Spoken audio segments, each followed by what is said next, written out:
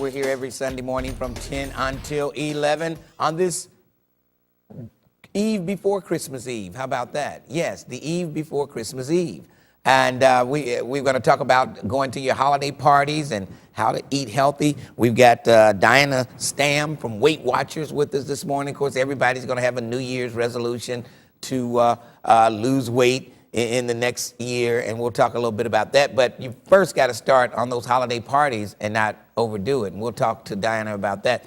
And on the second half of the show, my good friend Ken Davis, professor of surgery at the University of Hospital. He also works in the trauma unit at he's professor of surgery at the University of Cincinnati, and I believe he's still working in the trauma department over at the University Hospital. And we'll talk about some of the things he's got going.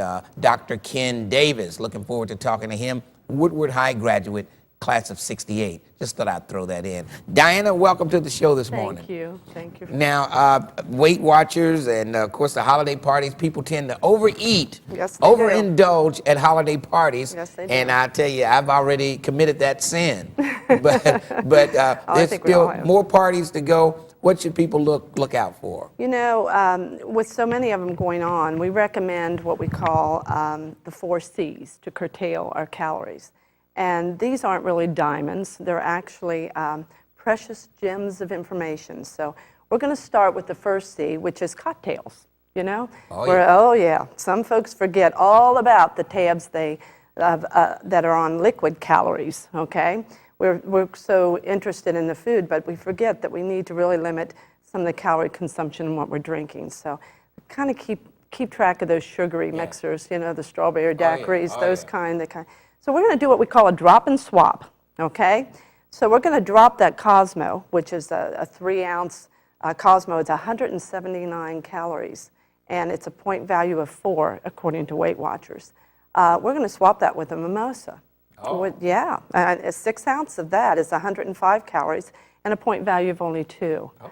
So we're also going to drop that. It'll get you there the It same will. way Yes, the it will. Cosmopolitan will. Yes, it will, and it's very tasty. Yeah. The eggnog is always a tradition. Yeah. That's kind of hard to drop. You can just taste the calories Yes, when you yes, drink you that. can. And it is, I mean, it was a tradition in my family too, and it's very, very hard to drop because a half a cup of eggnog is 186 calories, a point value of 4 if it's homemade, and 5 if you buy it from the store. So it's even more. It just tastes so good. I know it does.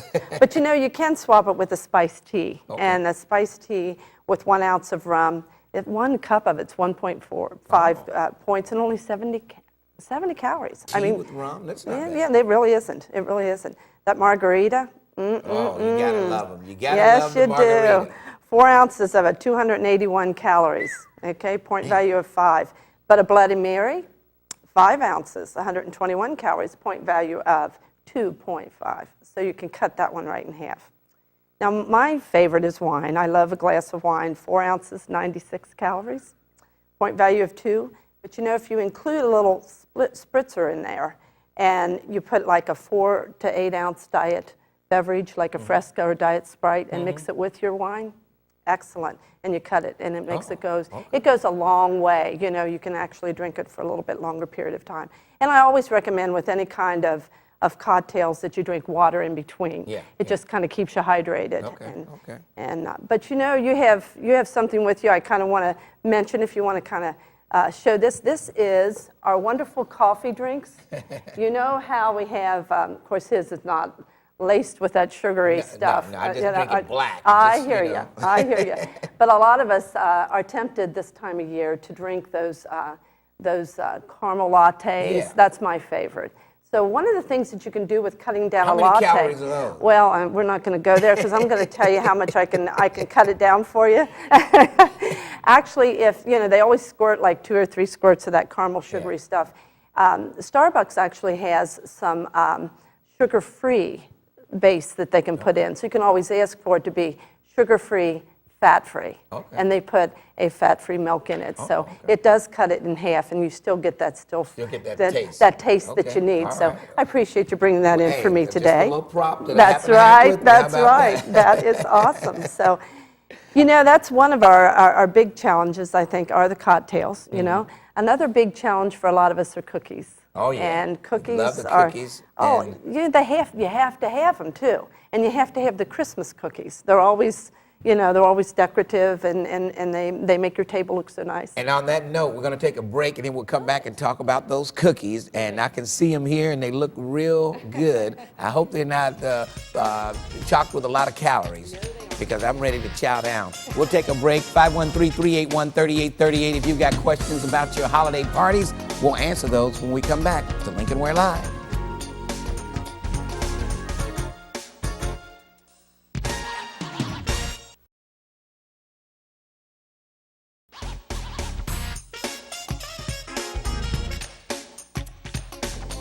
We're back live. Lincoln Ware Live is the program. 513-381-3838. That's the number. Diana Stamm from Weight Watchers, my guest this morning, talking about how to be careful when eating at holiday parties, how to keep those calories down. That's the object. Keep the calories down. Now, you were talking about cookies. Every party has cookies. Yes, they do. What about them? Well, there have to. You have to have them. And deprivation, if you deprive yourself of something, all it does is cause you to overindulge, So what we try to do is to try to create a little more control by bringing our own recipes. And WeightWatchers.com has all kinds of wonderful renovated cookie recipes. The other cookie recipes we can find also in our Weight Watcher magazine. I took the renovated recipes from this magazine and made some of my own to bring for you to try today, see if you'd like them.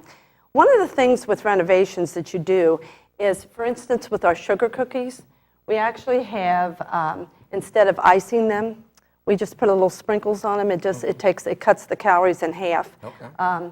And you can also lighten it with using egg substitutes as opposed to using the eggs. And using sugar substitutes like Splenda in your recipes. So that does bring out the same flavor. Light butter also works wonders too. That's what I use for the other two.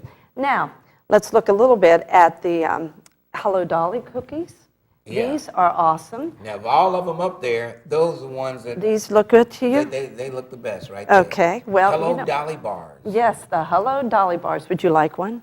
Yes, how about Okay, all passing right. one over here? I will do. Oh, yes, oh, yes. Okay, Looks good. What's in there? Basically what I did was I took the light graham cracker crust. I used light graham crackers for the crust on that, some light butter. I toasted the walnuts ahead of time so that gives them more flavor, and you can use a little less of them. I also used some unsweetened coconut, which I was kind of surprised because I thought that would make them taste a little. Yeah. I love coconut, and it really came out really good. And the mini chocolate chips is another thing that surprised me too, because the smaller the chips, and it was a dark chocolate, it brought out a lot of flavor in that. So they are very, very good. And a fat-free condensed milk. It was still sweetened condensed milk, but it was fat-free. So you got walnuts, coconuts, yes. Little chocolate chips, and all on a graham cracker. Yes, yes. Unbelievable. Yes, Unbelievable. very, very good. They're very good. Now, the Monster bars also have a little substitution with them. We use a little light butter, with that, some egg whites, and reduced fat peanut butter. So these have a peanut butter and oatmeal taste with a little bit of those M&Ms and chocolate chips to kind of give them a little sweet flavor. And by renovating those recipes, as they have in here, actually what it was two members just sent the recipes in and said, I'd like to have a lighter version of this. You can do that on WeightWatchers.com. You can also send it into our magazine. Very, very good ways of kind of lowering the point value for those things, and lowering the calories. All right, we've got some telephone calls. Let's go to the phones, 513-381-3838. I think let's go to Mount Carmel and talk to Steve. Steve, how you doing today? Pretty good. Merry Christmas. Well, same to you. And I think it's great that you have this low-calorie show on. But I wanted to let everybody know that President Ron Paul is on Meet the Press right now. Oh, God. Did you dump him out? Can you delete that? Thank you. Who's screening these calls? Who's screening these calls? Unbelievable. You sure you dumped that in time? You got that? Okay, thanks. Steve, you're a jerk, okay? That's all I need to say. Thank you. I hope you heard that, Steve. Now, these are easy recipes, Yes, and very people easy. can just get them online. Believe me, if I can make these, anyone can make them. Okay. So yes, you can get them online. You can get them in the magazine. They're really, really great recipes. All right. Now, candy. Candy's Oh, boy. always Everybody loves tempting. candy. We always love candy. You know, and I had not realized I must be living in a kind of a backward kind of spot as far as candy canes go, because I did not know that they had changed the flavors of candy canes. Oh, okay. I thought candy cane was a peppermint candy cane. that It was was it. always a peppermint candy cane. And that was it. Well, I went looking for candy canes and found out that you can get all kinds of flavors of candy canes. We have over here some apple candy canes, apple flavored, Oh, okay. watermelon flavored, Okay. cherry and strawberry. So it's not your typical candy cane. And what's nice about these is that, you know, it takes a long time to eat them, you know, and they're only well, actually, I do believe that they're only, they're 2 points, but it's a 1 ounce candy cane. So I think it's kind of nice to be able to have something that you yes. can, and while you're doing that, you're less tempted to eat the other stuff too. Yeah, definitely. Yeah, it does help. All right. Then the other candy we have is our Weight Watcher candy. Oh, yeah. You can buy these in the store.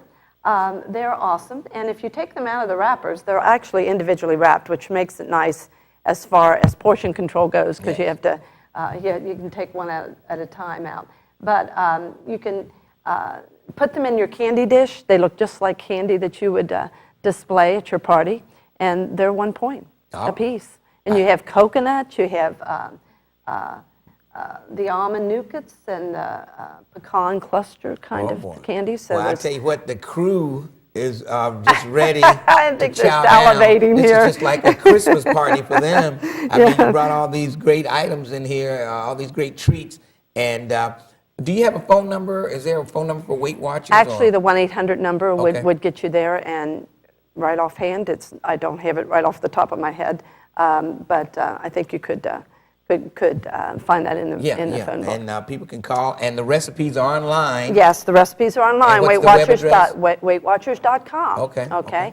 And the Weight Watcher magazine you can find like at Barnes & Noble, Borders, any of the bookstores, or in any of our meeting rooms. Okay. Anyone is welcome to walk into our meeting room and purchase a magazine or any of our products. All right. Well, we appreciate you coming on this morning, and I know these are some helpful tips for people to take advantage of over the holidays, because those parties it's like every day seems like I'm at a party and there's cookies and candies and drinks, and you just have to watch that stuff. Well, It'll and catch up with you really do need to dress well too. I mean, couture is the last of the 4 C's, and you really do want to present yourself. You know, in a party mood. And have that favorite party outfit that you want to wear. Just like what you have on. Yes. It's nice. You know, you really want it to be fitted. You Yeah. know, you don't want to have those shirts and tops hanging out, the sweaters, although they're pretty, but still that little snug little thing kind of reminds you that you need to be watching what you're doing. Calories. You know? Watch those calories. You know? And the holidays are always going to be with us. Oh, yeah. You know, so I think what we try to do at Weight Watchers is set goals for ourselves. You know, what do you want to do for the holiday? Do you want to try to lose weight, you know, or do you want to just maintain your weight? The average person, by the way, gains 7 pounds. Right. And then a lot of people say, well, I'm going to go ahead and eat now, and then the first of the year, I'm going on a diet. That's right. Yeah. And if that's that goal for them, then that's fine. But we talk in the meeting room a lot about goal setting and making sure that you kind of aim for what you really want. All right. Well, now, we were talking earlier, we were talking about the wine and the spritzers and all that stuff. Now, what about just regular a shot, say a shot of Crown Royal or a shot of Jack Daniels? How many calories?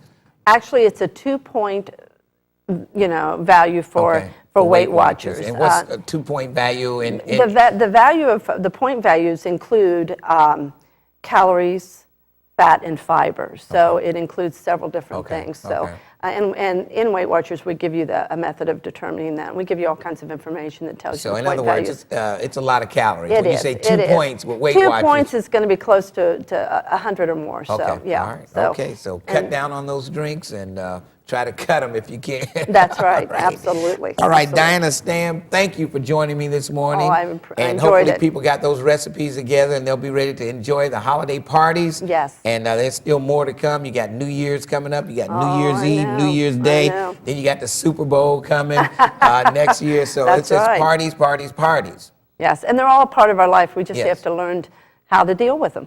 All right, we're going to take a break and we're going to come back with the professor of surgery, University of Cincinnati, Dr. Ken Davis, and all those people that get shot every day. You hear about them. He probably sees half of them at University Hospital. We'll take a break. We'll come back. Dinah, thank you.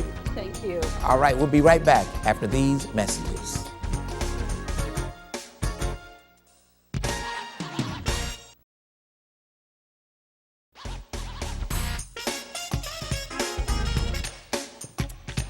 And we're back live. Lincoln Ware Live is the program. And boy, how did that happen? Okay, there we go. We moved that coffee cup out of the way. I thought it was hidden. But anyway, we're here live. Lincoln Ware Live is the program.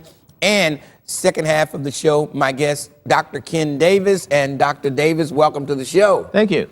It's good to see you. And you're the professor of surgery, University of Cincinnati. That's right. And you're also in the trauma department at the University Hospital. I am.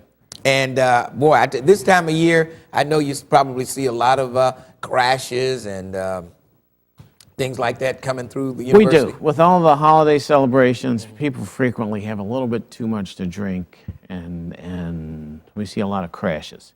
And you notice we don't call them car accidents anymore because most of these are not accidents. They're a conscious decision not to wear a seatbelt. In fact, if people wore seatbelts, I'd probably be unemployed. You're kidding me. No. So seatbelts is the key, and a lot of times I'll get in the car and I'll just say, oh, okay, you don't think about it, or you just say, it's just a hassle putting it on. But people should wear their seatbelts. Think about me standing over you. Oh, my goodness. That picture should be enough. Oh, yes. Now, and it's the same thing. Now, I always criticize people who ride motorcycles for not wearing helmets, but it's the same thing if you don't wear a seatbelt. Same thing. Yeah. Yeah, I mean, a lot of the motorcycle crashes we see, the thing that we really can't fix are the head injuries. Most other things we can fix, but a lot of these people die from severe head injuries that we just can't correct. Or they may be in a coma for a long time, maybe even permanently. And there's not much we can do about that, and a lot of that would be avoided by wearing a helmet. But it's an emotional topic to people that ride motorcycles. Unbelievable. 513-381-3838 is the number. You've got a program called Out of the Crossfire. Tell us a little bit about that. That is a violence prevention or intervention program that we started last summer. We got a startup grant from the Cincinnati Bar Foundation to begin the program, and we've hired a program director, Dr. Jennifer Williams, who's done a tremendous job. The basic premise of the program is something we adapted from a program in Baltimore, where we try and intervene while gunshot victims are in the hospital. Okay. We have their attention at that time, and we try and offer them an alternative to get out of that cycle, whether it's a new job training, maybe to try and change their housing, something to change their environment so that they don't show up again. Now, are they willing to listen to you and say, yeah, I'm ready, I don't want any more of this? Some are and some aren't. We've probably interviewed a little over 100 people since we started last summer. We have between 20 and 25 people that we are working with now. We also have volunteer mentors, people that have been down that road or have had family down that road, and a tremendous number of volunteers from University Hospital. There are counseling sessions or group discussion sessions where we talk about some of the choices and options, and including things like, what does it mean to have a job? What are your responsibilities? What are the things that you want to do to try and keep a job? And a lot of them probably don't even have a clue. Well, a lot of people haven't worked before and don't understand what's involved. You can't cuss out your boss.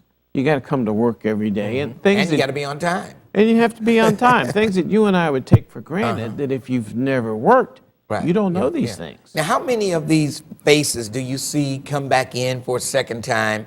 You know, you see them on the table there, you take a bullet out of their leg or something, and you look in their faces and you remember them, and then maybe 6 months later, they're back in there with another gunshot. Do you ever see any cases like that? We see a lot of those. If you read the medical literature, the trauma literature, it can be up to about 35% recidivism is what we call it.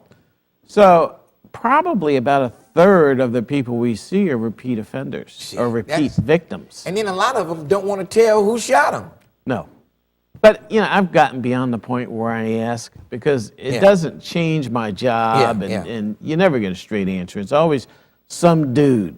You know, if we Yeah. could find this dude, we could Yeah. end the crime wave in America. Gee, they just don't. If somebody shoots me, I'm telling, I'm squealing. I'm going to tell you who shot me and why they shot me, and I want you to get them off the street. But these guys, they won't talk. They just won't talk. No, for a lot of reasons. I think it's fear. Some of it is not wanting to cooperate with Yeah. the police. There are a variety of reasons why. Or they may want to exact their own revenge. Yeah. Okay. Which puts them at risk for being hurt again, maybe even more seriously. All right, we'll take a quick break and we'll come back and take your calls, 513-381-3838. When we come back, I want to talk about how young the faces are getting when they come into the ER at the University Hospital. We'll take a break and we'll return in a moment.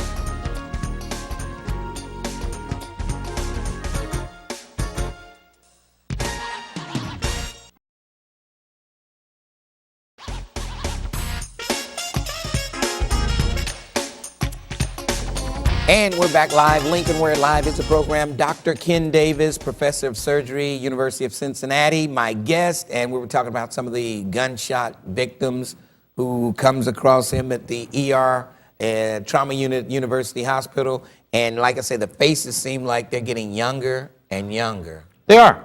We're seeing patients as young as 14, 15 years old. Children's Hospital is seeing shooting victims as young as 3. Unbelievable. Now, what happens, people don't see what happens after these guys come in. They're shot up. A lot of them are paralyzed. A lot of them are in wheelchairs for the rest of their life. People don't see that stuff. No, they don't. And that's one of the things I harp on is the things that you really don't see in the movies or in the music videos or in the video games. There was a period of time where I had 4 patients, all under the age of 22, paralyzed from the neck down on a ventilator. One of them actually died during a procedure in the hospital. These are kids. I've got another 2 or 3 patients where their abdomens are open, they have tubes and drains in because they've got holes that won't heal to collect their intestinal contents. They get bandages changed 3 times a day. So they're in nursing facilities. They can't go home. And nobody on the street ever sees them. Right. So- See, people need to see this stuff, I think. You know, I think if they see what happens after the gunshots, these guys, maybe that would change something. It's not as glamorized as it is Yeah. in the media, Yeah. in the movies, and the music videos, and the games. Some of them live, and they never go home again. And I think a lot of the young men just don't realize the long-term consequences of some of the things they do to other people and some of the things that can happen to them. Now, do you think, you know, I'm always advocating these guys don't have anything else to do, join the military, even if you might end up in Iraq. Some of them may be safer over there. I don't know. Well, it's been said that a young black man in this country is safer in Iraq than in the United States. He's much less likely to be shot or killed in Iraq than here. And I believe that because, you know, when you see they report a soldier's death or something, you see very few blacks on that list, but you see them shot every day. Well, either way, I mean, that's a really striking comment to think that somebody's safer in a war zone than they are in their own hometown. We've got a big problem. Oh, yeah, definitely. All right, 513-381-3838. Good morning, Mary. How you doing? Good morning. morning. How are you? Pretty good. Well, you look good. You look awful handsome in that outfit. Well, thank you. And I want to say hi to Mr. Davis, and he looked just like his daddy. Thank you. Oh, you know his Thank you. father, huh? Yeah, handsome, just like Mr. Davis. All Thank you. And he's a hard worker. It's a big job he has. I don't know how he deals with that. Oh, and Mr. Ware, you was talking about if somebody would shoot you, you would sure tell. That's but right. if you was in on it and just as guilty as them, you would try to hide it too. Oh, you like saying- they are guilty. Okay, so you're saying it was probably over some drugs or something, Yeah. and they were making a deal, and they had an argument and got shot. and Yeah, so you right. one of the top partners. You Yeah. won't tell. You might have a point there. And I have something I want to say. I have a hang-up. You know the wreck they just had, and this man saved the driver, but he couldn't save the passenger. She burned up. And I have a phobic by wearing my seatbelt. I just feel like that's what happened to me. I'll be trapped in the car and can't get out. So I don't want to wear a seatbelt. Okay, well, hang up. I'm sure Dr. Davis has an answer for you on that one. You would be much worse off if you're thrown through the windshield of the car or out the sunroof or partially ejected and have the door close on you or even have the car run over you. Believe me, you're much better off wearing a seatbelt than not. And the odds are that you're trapped in there and the seatbelt won't come open are very slim. Right. I would say very slim. All right, 513-381-3838. Dr. Ken Davis is my guest. Whatever happened with the blood experiment? I mean, they were having a little test on using artificial blood. Artificial blood, well, the national study showed there was really no difference between giving people this hemoglobin substitute in the field as opposed to not giving it and just using regular intravenous fluids or salt solutions. Okay. I was on your program, 2 or 3 years ago about that? Yes. I was surprised at those results because I really thought it was going to make a difference in our job, and I would have taken it myself. Otherwise, I wouldn't have got out and championed it. Yeah, and so they're not doing it any longer? No. Okay. But yeah, I thought that was going to be a breakthrough discovery there. And Oh, so did I. Now, what we're doing now, we're learning a lot from the military experience in Iraq in terms of using blood products, more of them, using them earlier, and using some of the other components like plasma and platelets. And we think we're having better results in terms of a lot of our gunshot and car crashes that require a large volume of blood. If we give them a lot early on, they seem to do better. So there's a lot we're learning from the Iraq War and the military there. all right, let's go to the telephones. Donna from College Hill. Donna, how you doing? I'm fine. How are you? Pretty good. I understand that you're talking about the hello? Yes. I understand that you're talking about the shootings and everything, which is a terrible thing. It is, have young kids, grandkids. But I have a personal problem. May I ask the doctor? Go ahead. Okay, I was with my granddaughter like a month ago in the house, and the whole right side of my body went numb. It's still numb. My inside of my mouth, down the side of my leg, my foot, and 3 of my hands. And you never did go to the doctor? I went to the doctor. He said they took an MRI and everything. He said he has no idea what's wrong with me. It sounds like a stroke. I told him the same thing. But if they didn't see anything on an MRI, No. it could be a vascular problem, for example, involving your carotid artery. It could be something involving the spinal cord. It's really hard to say over the telephone, Could just it talking like could my this. feelings come back? It depends on what's causing it, but yeah, hopefully there's a good chance. If you have some use of that side of your body and haven't lost complete function and No, feeling no. on that side, I just think there's a well, good chance it'll recover. Okay. Okay, thank now you. should she I went to can she get Mercy's copies? Franciscan. Donna, now can she get copies of her MRI and maybe take it to another doctor to get a Right. second opinion because maybe they missed Exactly. something? I'm thinking of coming to General. General? you mean can- university? Well, you see. Tell my age, don't it?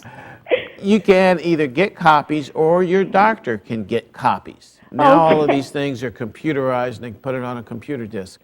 Thank you very much. All right. You're quite thanks. welcome. And you know, when you feel something like that, if you get to the hospital within a certain amount of hours, they've got these drugs now Yeah. that can reverse Yeah. a stroke if you catch it Yeah, in time. if you catch it within, I think it's 4 hours, they can treat it with drugs that dissolve blood clots. And they're able to reverse a lot of strokes early on, but they have to get it early. Get it early. Okay. Let's go to, is that PHE? Hello, how you doing? Silverton. Hello, hi, this is Pat, PAT. Pat. Okay. Okay, I'd like to say hello to your guest also. Hi. And I have a question, but Dr. Davis, I just wanted to say before I ask you a question that we are very proud of you in the community and outstanding physician and a black man representing the community. Thank you. Do I know you? You sound familiar. Well, yes, but we won't discuss it. Yeah, just from the hospital area. Okay. Okay, but I wanted to ask, have you ever heard of any symptoms like this, and maybe what's the cause? Sometimes I get real lightheaded. I may turn around and I have to catch hold of a chair or something. Then I start having bad palpitations, and sometimes I feel like I'm floating back into a dark hole. And by the time I get ready to pass out, I just sort of come out of this. I have had MRIs, EEGs. The doctor eventually put me on some Klonopin, and it's really stopped at about 90%, but I'm still having some slight symptoms. And I have ended up in the ER over the last 10 years over this situation. Do you have any answers to that? Well, that's way out of my field, but it could be something vascular related, blood flow to the brain. It could be a viral infection that causes vertigo or dizziness inside your middle ear. It could be something metabolic like diabetes that you don't know you don't have. It could be related to your blood pressure. It could be a variety of things. And Yes, I've had all the tests that you can name, but no one can really pinpoint the problem. I can't think of anything other than the obvious things that I'm sure your doctor's already thought of. Yes. Okay, well, I just wanted to ask a short question, and we're very proud of you. And Well, thank you. I'm sorry I couldn't be of much more help to you. That's okay. Pat, thanks for your call. All right. All right, let's go to Lisa in Price Hill. Lisa, how are you? Hi, how you doing? Pretty good. I had a question. I just want to know, what does it mean when different parts of your muscles jump in your body? Say that again. I want to know, what does it mean when different parts of your muscles jump in your body? Oh, just like uncontrollable moving. Well, a lot of times that's what we call a tic, T-I-C.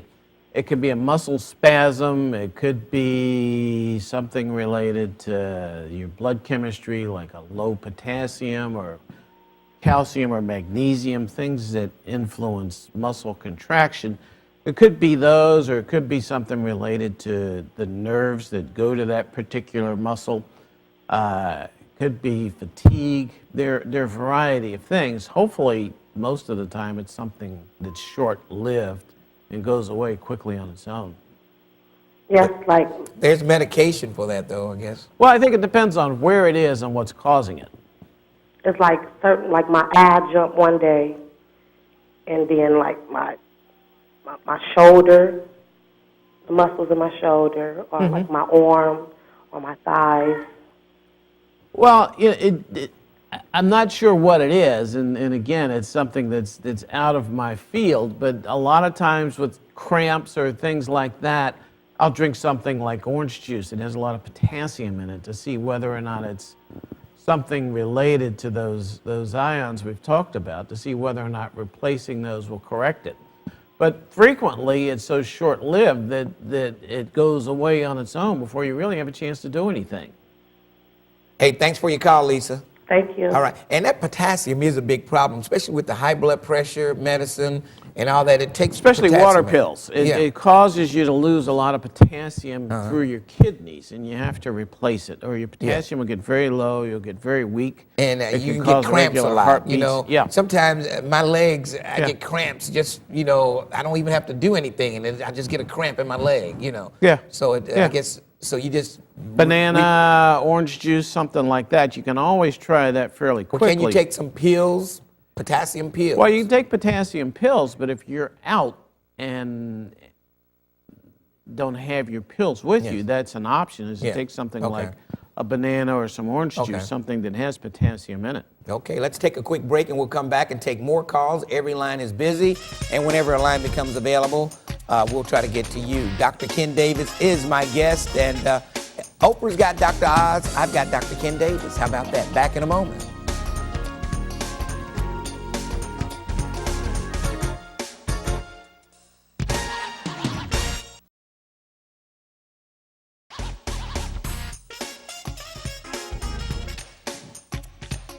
And we're back live. Lincoln Ware Live is the program. My guest, Dr. Ken Davis, professor of surgery, University of Cincinnati, and he's gets the head of the trauma unit, or he's in the trauma unit over at the University of Cincinnati.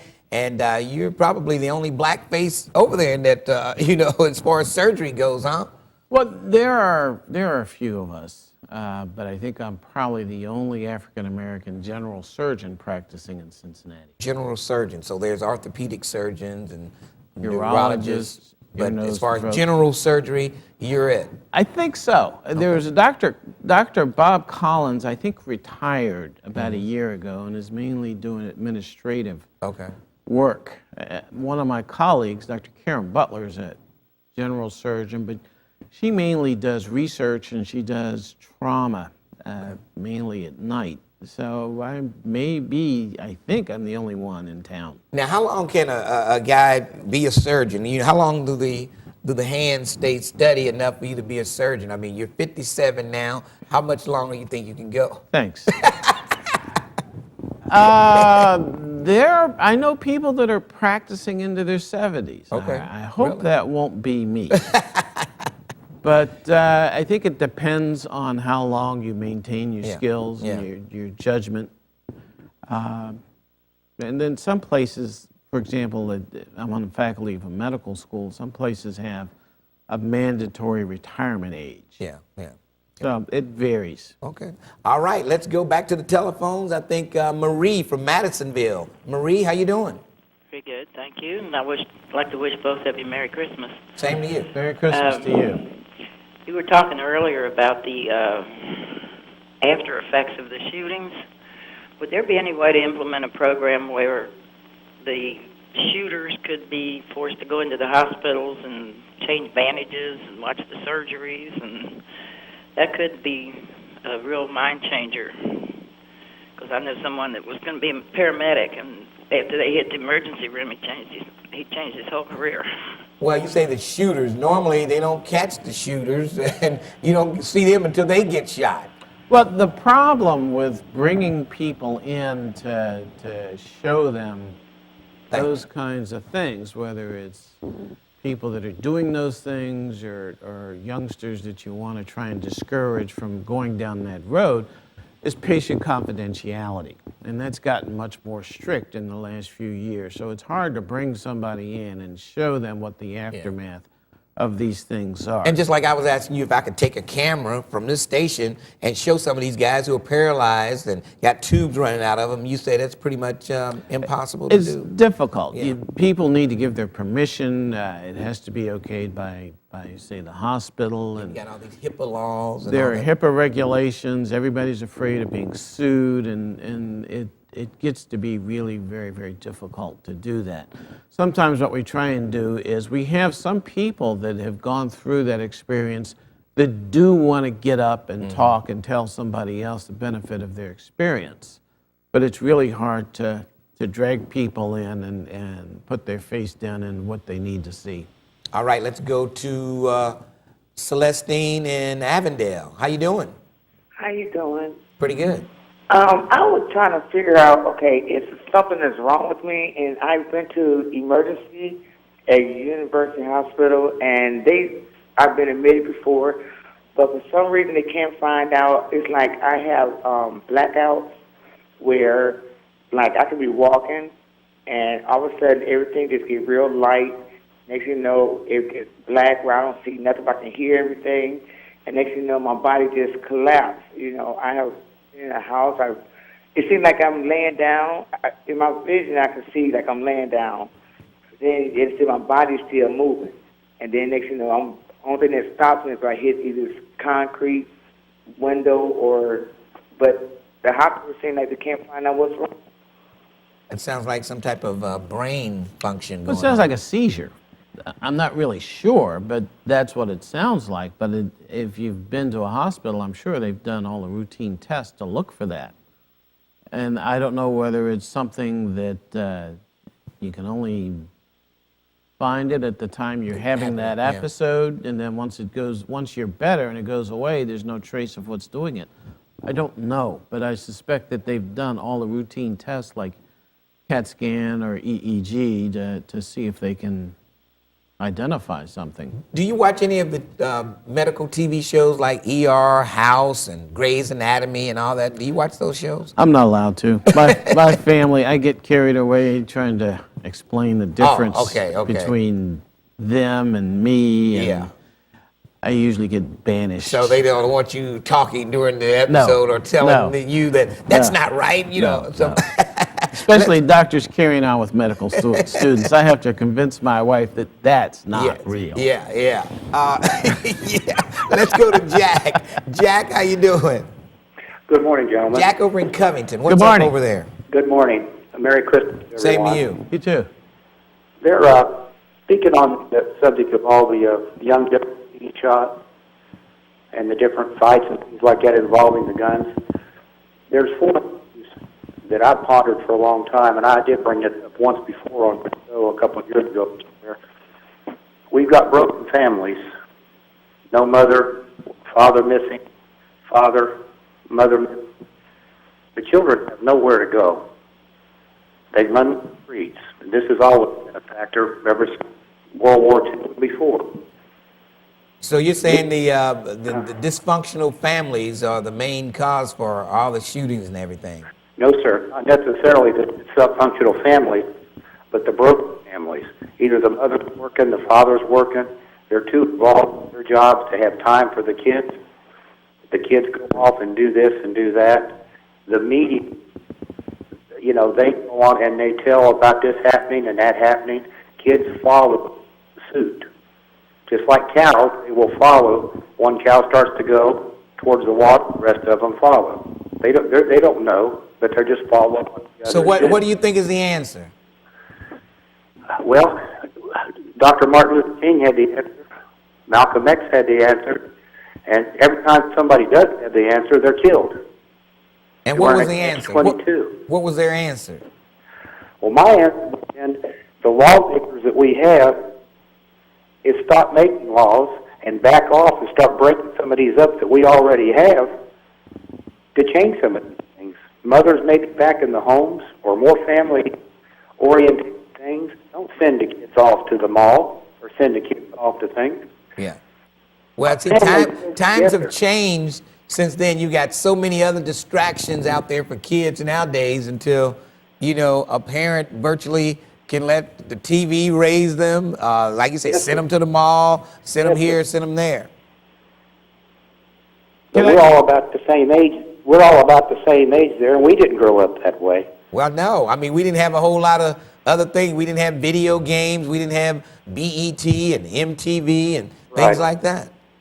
And then again, our sports figures, that they're all being slammed now.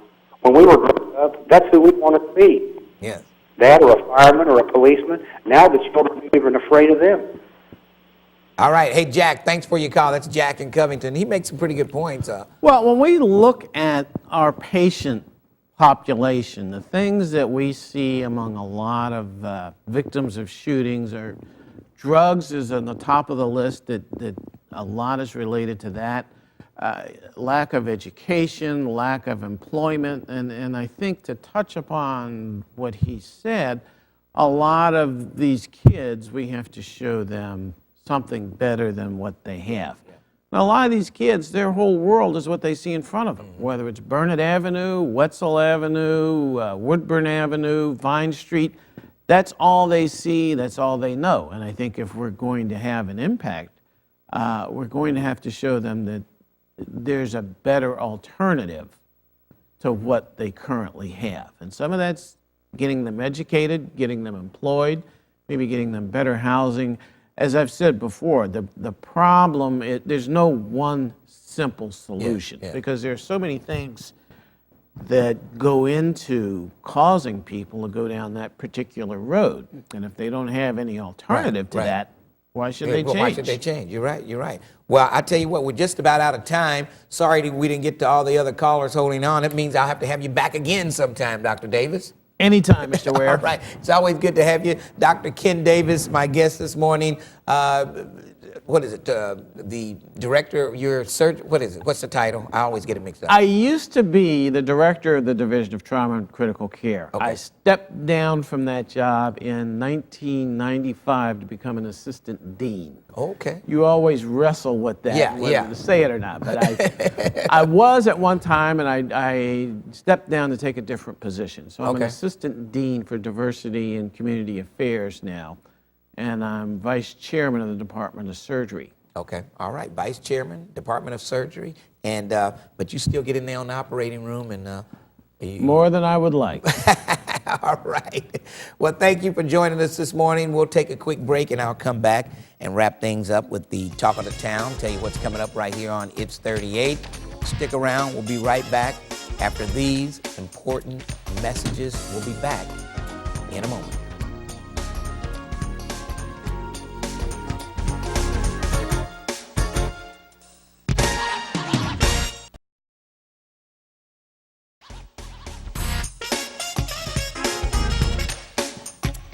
And we're back live. Lincoln Ware Live is the program. Time to wrap things up. Talk of the Town. On Christmas morning, that's on Tuesday morning, we'll air the virtual fireplace, and you can tune in while you open your gifts. If you don't have a fireplace at home, we'll bring it into your home, and you can have a fireplace there and unwrap the gifts and the whole thing. Hey, today at noon on It's 38, Holiday Celebration on Ice. That's today at noon right here on It's 38. If you want to see a rebroadcast of this program tonight, 8 o'clock, WOTH, Channel 25, you don't want to miss it.